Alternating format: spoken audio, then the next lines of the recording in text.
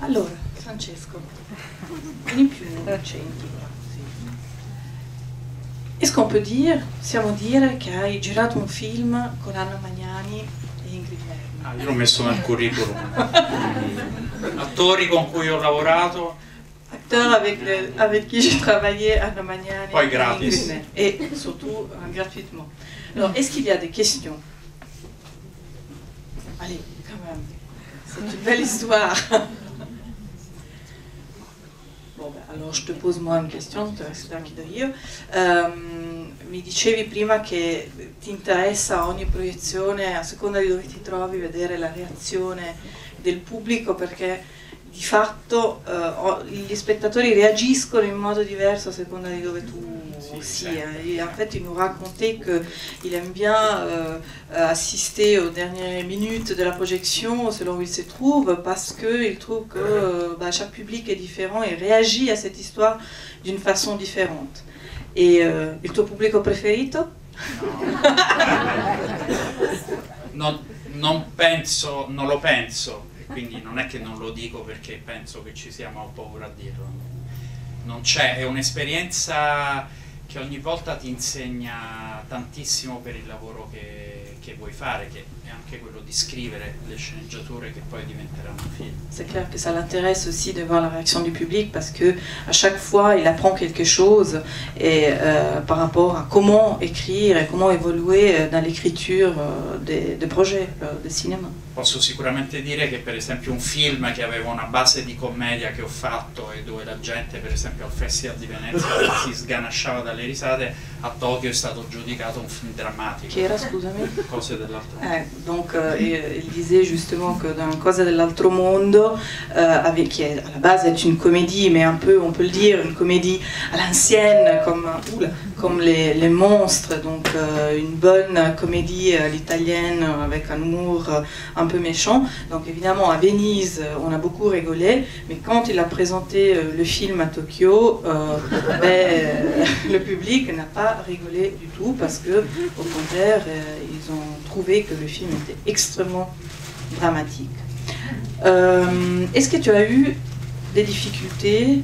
Tu as dit que ça t'a pris beaucoup de temps pour récolter les matériaux avec lesquels tu as composé ton film, mais est-ce que tu as eu des difficultés particolari a trovare certe immagini? Hai avuto delle difficoltà particolari per trovare alcune immagini, alcuni materiali? Sì, perché c'era questa sceneggiatura che avevamo scritto con Chiara Laudani e chiaramente io avevo bisogno di materiale filmato che in qualche modo mi portasse avanti quella sceneggiatura, quindi era difficilissimo trovare o comunque aggiustare del materiale perché si avesse un po' quel filo narrativo, e abbiamo dovuto procedere un po' come si fa con il bilancino del farmacista, no? Quindi... Ouais. Donc c'était particulièrement difficile justement parce que, comme il a dit tout à l'heure, il voulait raconter une histoire d'une façon narrativement presque comme de la fiction, et donc à chaque étape c'était difficile de trouver le bon matériel pour que ça puisse avoir un sens narratif dans l'histoire. Et c'était quoi la démarche la plus difficile aux États-Unis, en Italie ou en Suède pour obtenir certains matériaux? Qual è stata la difficoltà più grossa per arrivare ad ottenere certi materiali? Il tempo e i soldi, perché è costato tantissimo.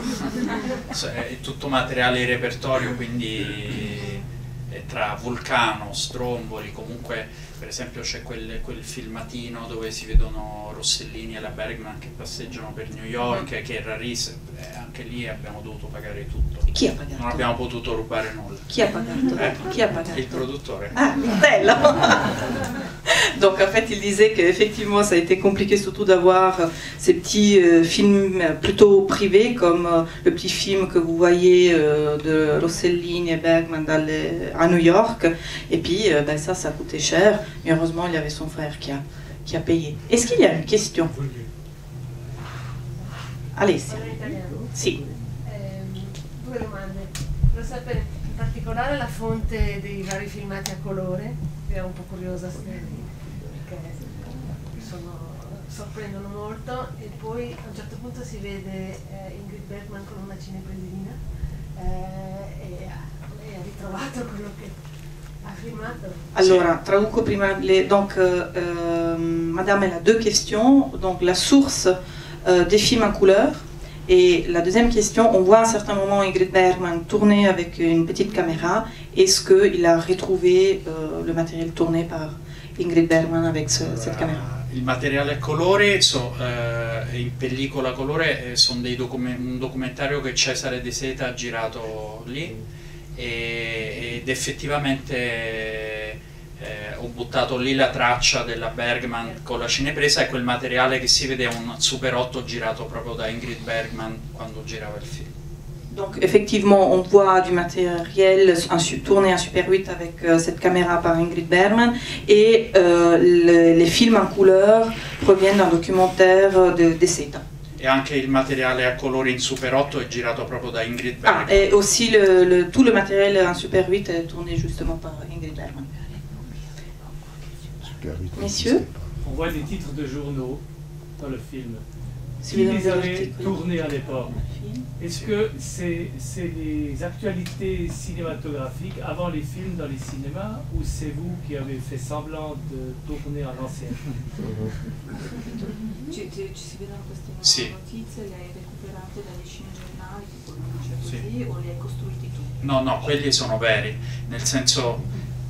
C'est du vrai matériel, Ouais, effectivement. mais qui a filmé les titres? C'était dans les films, dans Volcano e Les Sopra? titres des articles, donc. Oui. Mais sei tu che hai C'était le attualità ripreso quando ci sono le... Dove dice la guerra dei vulcani, no? Le immagini Ma degli il titolo è articoli. preso proprio dal titolo dell'articolo, il titolo del documentario è preso dal titolo. Sì, ma gli articoli che hai ripreso Sono veri. sono Alcuni... veri, ma li hai ripresi tu o solo nei cinegiornali? No, alcuni li ho ripresi io da giornali esistenti, altri da filmati. Alors, c'est les deux en fait. Il a des articles qui étaient dans des ciné-journaux, effectivement, et d'autres, c'est lui qui il les a retrouvés, il les a. Però la filmés. cosa importante è che non ho falsificato i titoli. Mais il n'a ecco. rien falsifié. C'est des titres Cioè, originaux. tutto quello che ho falsificato l'ho fatto paradossalmente per raccontare il vero, non il falso. Però non Je ne sais pas si c'est clair, mais ce qu'il a un peu falsifié, c'est pour raconter la vérité. Ho falsificato per il bene. Voilà, il a falsifié pour le bien de l'histoire, mais évidemment, donc, en racontant, en construisant en fait la narration, ben, il a pris ce qu'on pourrait appeler des libertés d'auteur. C'è un'etica nel Mais falsificare. voilà, il y a une éthique dans la falsification. Messieurs, Ben, je me demandais justement s'il y avait beaucoup de reprises faites par lui ou très peu au final. Alla fine ci sono tante immagini tue riprese o... No, sono sempre il documentario di Cesare De Seta.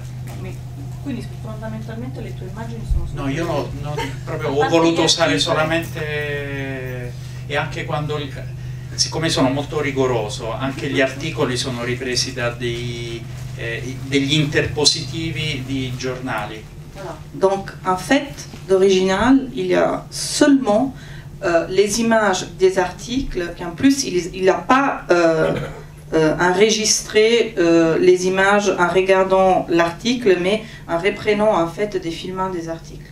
Non ho voluto Donc, proprio intervenire voilà. con nessuna ripresa moderna, diciamo. Il n'a pas voulu faire des interventions avec des images de maintenant, actuelles, modernes. Ben, c'est plutôt surprenant pour un réalisateur de quasiment rien filmer.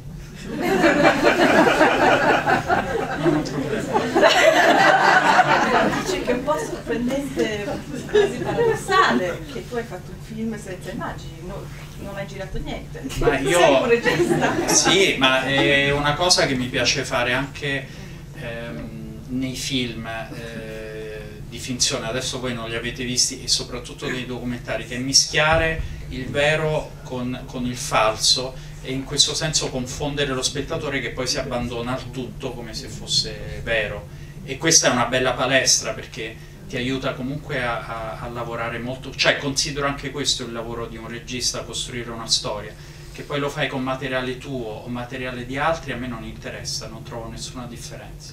Alors, il pense effectivement, dans ce cas-là, il n'a pas tourné avec des images, mais il pense qu'un des travaux d'un bon réalisateur est aussi de raconter une histoire sans ces images, en fait. Et ce qui l'intéresse, effectivement, c'est aussi ce processus hein, de construction narrative, et puis il aime beaucoup, surtout dans ses documentaires, travailler toujours entre ce qui est réel, ce qui n'est pas réel, ce qui est vrai et ce qui est faux.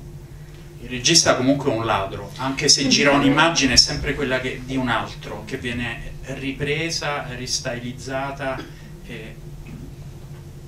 C'est lui qui parle. Il définit le travail de réalisateur comme un travail d'un voleur, parce qu'on n'invente rien, on pique, en fait. Qualsiasi regista vi dica qualcosa di diverso non è vero, è vero. Si un réalisateur vous dit autre chose, ce n'est pas vrai. Messieurs? Donc, le désarroi d'Anna Magnani abandonné est représenté avec beaucoup de réalisme. Dans le fond, ces images-là et ces passages-là sont extraits, je pense, de films joués par Anna Magnani, n'est-ce pas?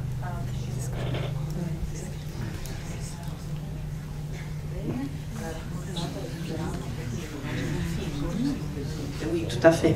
No, devo dire anche a me, io avrò visto questo documentario perché l'ho montato sì, non so quante volte, e quando vedo Anna Magnani che alla fine viene travolta dalle fiamme così mi viene da piangere. Perché Donc évidemment il a monté, remonté ce film, il l'a vu beaucoup de fois, mais il pense que là il a réussi effectivement à créer ce pathos et ce désespoir, il est assez content par rapport à ça.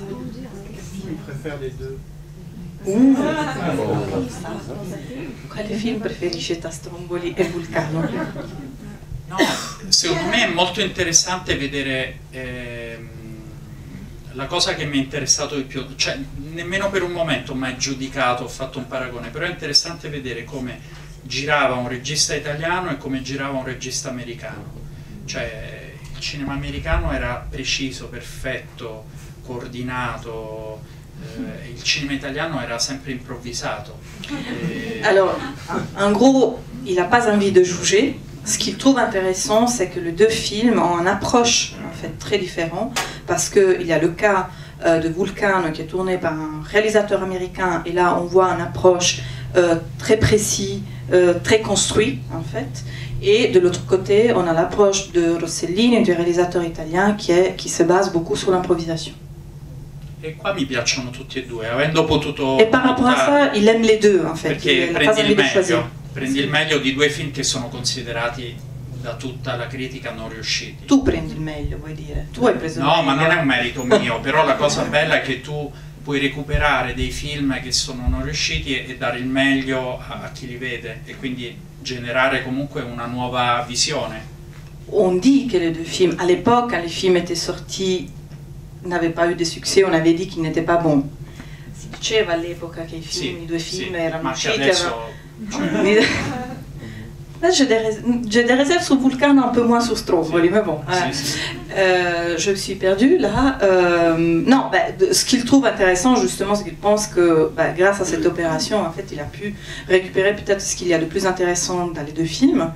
Je rajoute qu'il est vrai que quand les deux films sont sortis, ils n'ont pas eu de succès du tout. En plus, les choses se sont compliquées parce qu'effectivement, il y a plusieurs versions qui existent, même de Vulcano, il y a une version italienne, une version anglaise. Anna Magnani, en fait, tournait d'abord la scène en italien, après la scène en anglais. Hein. Donc il y a aussi deux versions de ce film. Et puis, comme je vous disais, par rapport à Stromboli, il y a trois versions, deux montées par la monteuse et par Rossellini, et doublées les deux par Ingrid Bergman, une fois en anglais, une fois en italien. Et puis il y a une troisième version qui en fait a été la toute première qui a été réalisée, qui a été montée à Hollywood, parce que Howard Hughes avait en réalité payé la production du film sur la base en fait d'un pré-montage de Rossellini, mais qui est complètement différente des deux autres versions, qui est beaucoup plus courte. Ce qui est intéressant, et c'est pour cela que j'aimerais aussi récupérer cette version qu'on n'a pas ici à la Cinémathèque, c'est qu'il y a des images qui n'existent pas, qu'on ne voit pas dans les deux autres versions. Mais ça, c'est très... è un puntiglio.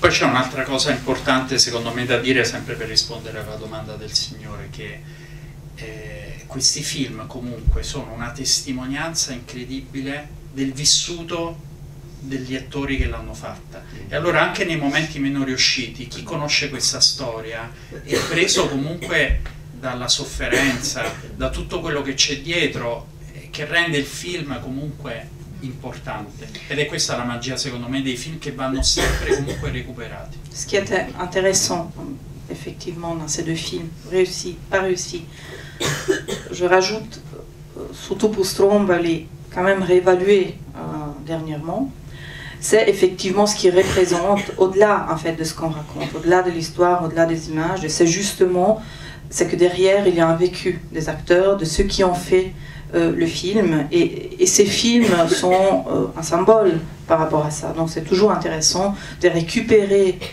les films du patrimoine, les montrer, les remontrer, et peut-être en les accompagnant aussi avec des documentaires comme le film de Francesco qui raconte un peu ce qu'il y a derrière, donc la réelle souffrance et toute l'histoire qu'il y a en fait de la genèse de ces films. Infatti il film ha un paradosso, non può essere visto solo 3 mesi in sala o 2 mesi o un mese, un film andrebbe visto tante volte per essere capito, perché è pieno di cose che poi alla fine col tempo acquistano ancora più valore. Per fortuna che ci sono le cinéthèques. Donc il dit le paradoxe du cinéma, c'est que c'est un peu injuste de voir un film pendant quelques temps et puis après le film disparaît, parce que les films il faut les voir, les revoir, prendre du temps justement pour les redécouvrir. Et j'ai rajouté, heureusement qu'il y a les cinémathèques pour ça. Est-ce qu'il y a encore une question, messieurs? Oui, c'est pas exactement sur le documentaire, c'est plutôt sur l'histoire. Parce que bon, le documentaire s'arrête à un certain moment. Et je voudrais savoir, je suis sûr qu'il doit savoir, qu'est-ce qui s'est passé après, quand est-ce que... Tu n'as pas le temps, hein? Quand est-ce que Ingrid Bergman a pu retourner filmer en Amérique? Devo dire, lo chiede un sacco di gente. Alors apparemment vous n'êtes pas le seul, il y a beaucoup de curieux, donc il y a beaucoup de monde qui lui demande un deuxième volet, enfin un deuxième chapitre du film. Alors, posso rispondere un attimo su cosa succede? C'est vraiment une histoire extrêmement complexe et longue. Rossellini è andato in giro a fare danni, perché poi ha... No, aspetta, no, la Comment je peux dire? Alors, ce qui se passe... sérieusement. Ce qui est intéressant, en fait, justement par rapport à Stromboli, c'est que c'est vraiment le début d'une nouvelle étape et de la carrière de Rossellini et de la carrière de Ingrid Bergman qui feront ensemble 6 films. 6 films qui auront très peu de succès, en fait, pour différentes raisons. Non pas parce que les films ne sont pas bons, hein, mais à l'époque, il est vrai qu'il avait été presque tous assez mal reçus. Et en Italie et en Europe, parce que Rossellini s'éloigne de plus en plus de l'expérience néoréaliste, on le voit déjà un peu, beaucoup même, dans Stromboli, et aussi aux États-Unis, parce qu'il faut comprendre que Ingrid Bergman était vraiment un mythe avant de rencontrer Rossellini, et à l'Amérique puritaine, ça va prendre beaucoup de temps pour accepter le fait qu'Ingrid Bergman, en gros, elle a fait quoi? Elle a abandonné son mari, sa fille, Hollywood, une carrière, la piscine et les paillettes pour aller tourner avec un monsieur un peu fou qui faisait un cinéma pas forcément accessible mais qui allait de toute façon à l'encontre de la façon de faire le cinéma à Hollywood, et ça c'était inacceptable. Donc ce qui se passe, c'est qu'ils vont quand même faire ces 6 films ensemble. Heureusement qu'aujourd'hui, Bologne est en train de les restaurer pour pouvoir vous les remontrer prochainement. Ils vont avoir 3 enfants ensemble, donc le petit dont elle est enceinte, quand elle monte le Vulcano, c'est Robertino, puis après elle aura les 2 jumelles, Ingrid et Isabella Rossellini, vous la connaissez parce qu'elle est aussi actrice aujourd'hui et réalisatrice aussi. À partir d'un certain moment, ils commencent à avoir pas mal de problèmes. Ils avaient beaucoup de dettes, parce que Roberto Rossellini était comme ça. Même sans argent, il tournait tout le temps. Il demandait des prêts à gauche, à droite. Ingrid Bergman avait un peu d'argent, il lui prêtait l'argent, il faisait les films, et évidemment les films en plus n'avaient pas de succès, donc il y a un moment où ils sont désespérés. Ils doivent même vendre les meubles dans leur appartement à Rome. Et en plus de ça, même si à certains moments Ingrid Bergman obtient le divorce de son mari, Pia, donc sa première fille qu'il avait eue avec son mari suédois, elle est restée aux États-Unis. Parce qu'elle n'avait pas la possibilité de retourner à Hollywood, à Los Angeles, pour voir sa fille. Donc les choses étaient assez compliquées. Alors, à un certain moment, Bergman, pour essayer de trouver de l'argent, elle obtient de Rossellini, qui était extrêmement jaloux et possessif, d'aller tourner 2 films. Dont un est Anastasia, que vous connaissez, évidemment. Anastasia, qui va en fait relancer la carrière de Bergman à Hollywood, grâce auquel, en fait, elle va gagner un Oscar. Ce qui lui permet de retourner à Hollywood et à Los Angeles. Et au moment où elle retourne à Los Angeles, en même temps, Rossellini part en Inde pour tourner un film. Et là, il tombe amoureux d'une jeune fille indienne qui ramènera à Rome enceinte.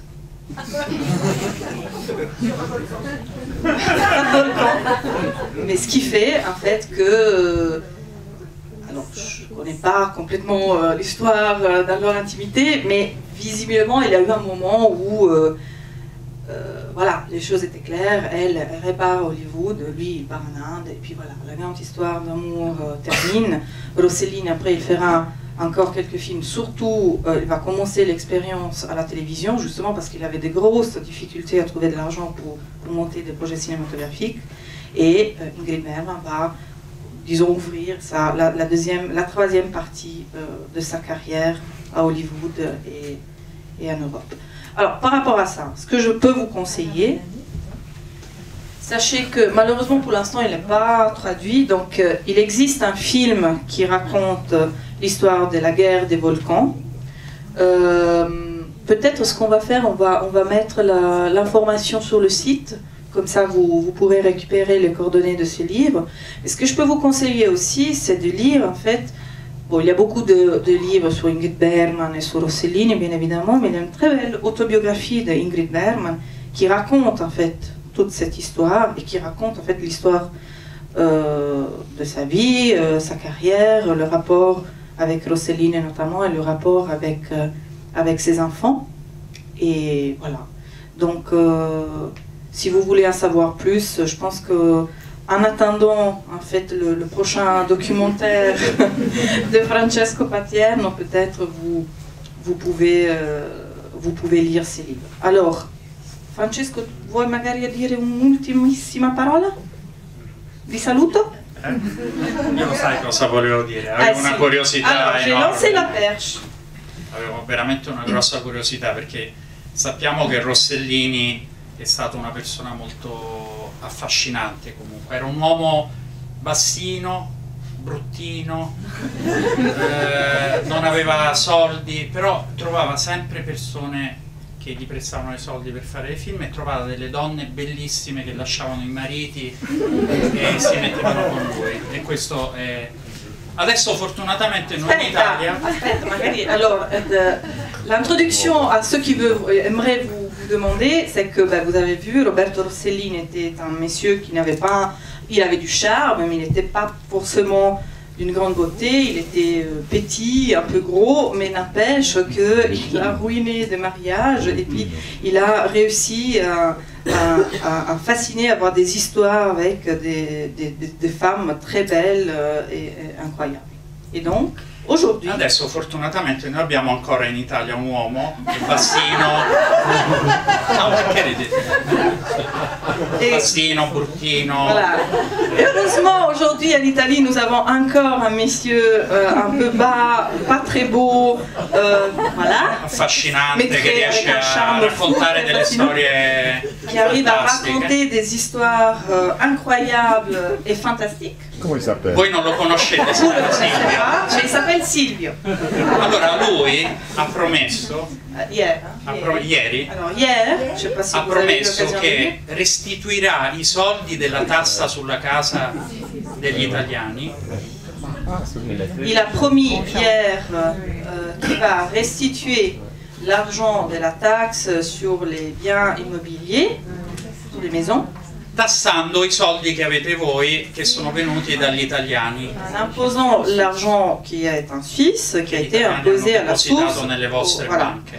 aux Italiens qui ont déposé leur argent ici dans les banques suisses.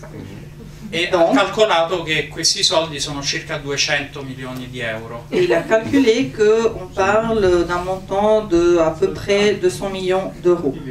Allora io volevo sapere quando ci date questi soldi così glielo vado a... Alors, si vous êtes gentil de dire à Francesco quand vous pensez rendre à l'Italie et à Silvio cet argent, comme ça, dès qu'il rentre demain en Italie, il va lui transmettre la bonne nouvelle.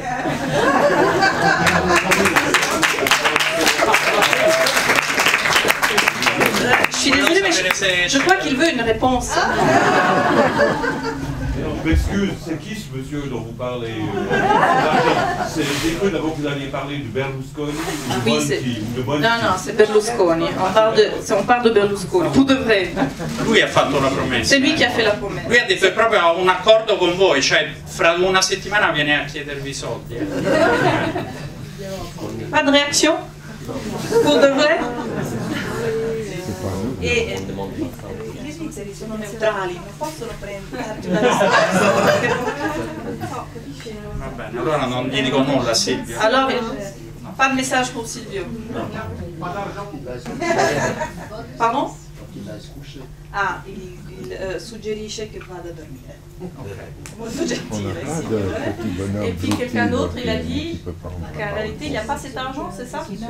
Prendre la parole pour nous. Madame? donner la Pas réponse. tout à fait comme ça. Moi, j'ai lu dans le journal que, en fait, Berlusconi va demander des comptes, de l'argent aux Italiens qui font des affaires en Suisse. Donc, il va demander à la Suisse que... Bien sûr, nous, on a un peu simplifié la chose, on est d'accord. Mais à part ça, si cet argent nous appartenait, sauf qu'il ne nous appartient pas à nous, il appartient aux banquiers. Voilà. Vous voyez, la Mais si il appartenait aux Suisses, je sais pas, on pourrait faire un tas de trucs que justement on fait pas. allora, Sì, questi soldi C'est ça, c'est ça. appartengono alle banche, questo appartengono alle banche. Non la signora del codice. On aimerait quand même savoir ce qu'est devenu Madame Magnani. Est-ce qu'elle a retrouvé l'amour? C'est une dernière. Allora, la domanda è se la signora Magnani ha ritrovato l'amore e una carriera. Tu conosci la risposta? sì. alors, elle retrouvera une carrière, peut-être avec des films un peu moins intéressants que ce qu'elle avait fait avant, mais voilà.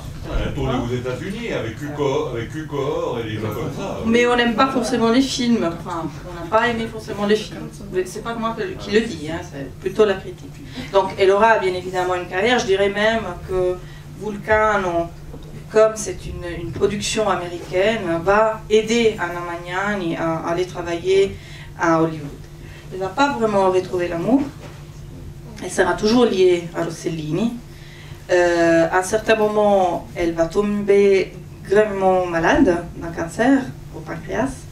Et quand il vient diagnostiquer ce cancer, la première chose qu'elle fait, c'est d'avertir Roberto Rossellini. Roberto Rossellini court à l'hôpital. Et puis il va rester avec elle quelques jours à l'hôpital. Il ne va pas bouger de l'hôpital jusqu'à sa mort.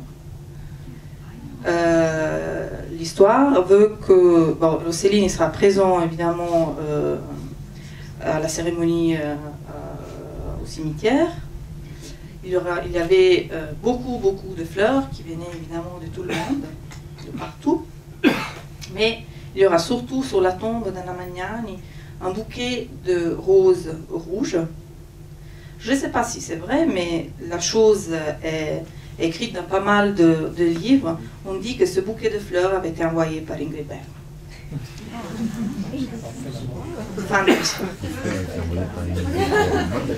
En gros, si je peux me permettre, elle a quand même réussi, non pas en tant qu'amante, mais en tant qu'amie de Rossellini, à la voir à la fin de ses jours, en fait. À le convaincre à rester avec elle pendant pas mal de jours, chose qu'elle n'avait jamais réussi à faire quand ils étaient ensemble. Merci beaucoup. Grazie mille.